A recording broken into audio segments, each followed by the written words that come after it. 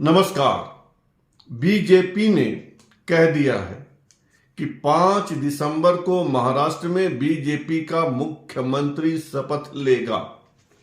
चलो मान लिया कि 5 दिसंबर को महाराष्ट्र में नया मुख्यमंत्री आ जाएगा, लेकिन बीजेपी ने यह नहीं बताया है कि अगला मुख्यमंत्री, नया मुख्यमंत्री कौन होगा। और यही पेच है। तो क्या यह मान लिया जाए कि महाराष्ट्र का अगला मुख्यमंत्री देवेंद्र फडणवीस होंगे? ऐसा कतई नहीं है।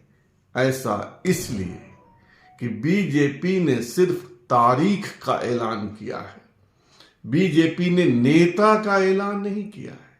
हां, यह सच है कि देवेंद्र फडणवीस फ्रंट रनर हैं, यानी मुख्यमंत्री की रेस में शामिल हैं, पर यह आवश्यक नहीं है कि महाराष्ट्र का अगला मुख्यमंत्री देवेंद्र फडणवीस ही होंगे।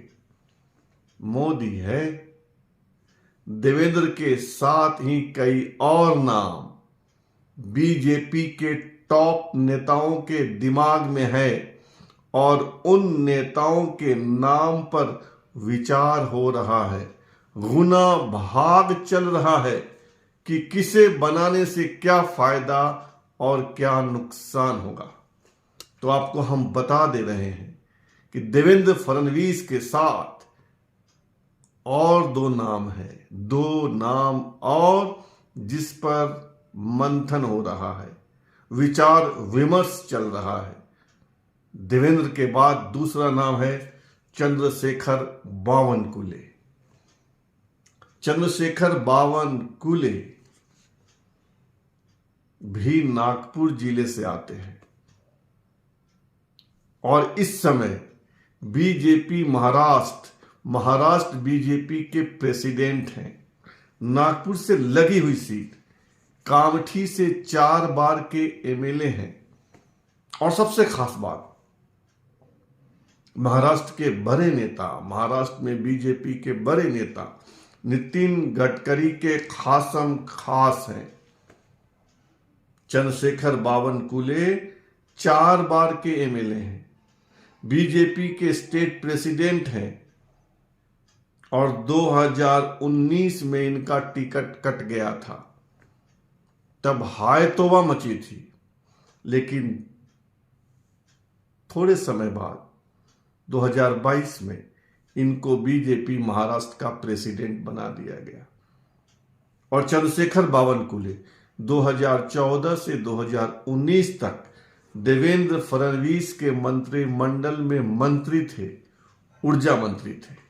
तो देवेंद्र के साथ जो दूसरा नाम चर्चा में है वह है चंद्रशेखर बावनकुले। पर लिस्ट यहीं नहीं थम रही है, एक नाम और है और वह नाम है मुरलीधर मोहोल का। मुरलीधर मोहोल पुणे से आते हैं, पुणे के मेयर रह चुके हैं, 30 साल से बीजेपी से जुड़े हुए हैं।